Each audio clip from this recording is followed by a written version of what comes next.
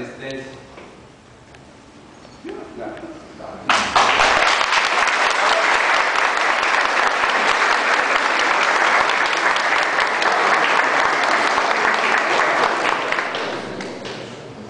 Agora, outro presidente, antes-presidente, antes dele.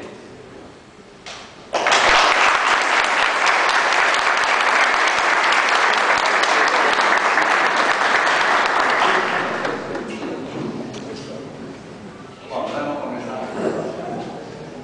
Bom, é com imensa alegria que nós recebemos todos vocês. Eu queria só explicar rapidamente o que significa para os chineses a cerimônia que vai acontecer no dia de hoje, na noite de hoje, na Academia.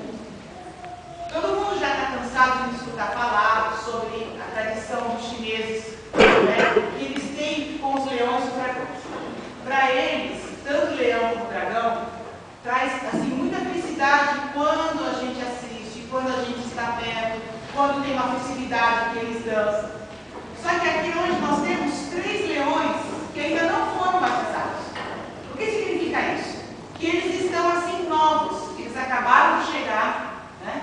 Eles nunca dançaram em lugar nenhum, né? E para que isso aconteça, para que eles possam participar das danças, das demonstrações, eles têm que passar por uma cerimônia de batismo. É como se fosse uma criança que, para começar uma nova vida, tem que ser batizada primeiro. O que acontece? Os leões ainda não abriram os olhos, os leões ainda não abriram a sua boca. Então, durante a cerimônia, antigamente lá na China, era feito com sangue de galo. Isso hoje não acontece mais. Eles têm uma tinta chamada tisac, que é um tipo de um pó de pérola vermelho, que eles vão estar pintando o leão para estar simbolizando esse batismo. Tanto esses 3 leões que estão aqui na frente, quanto esse dragão que está aqui, apesar que ele é muito parecido com o outro, esse é um dragão novo que acabou de chegar também, e ele também vai ser batizado hoje no final da nossa noite aqui.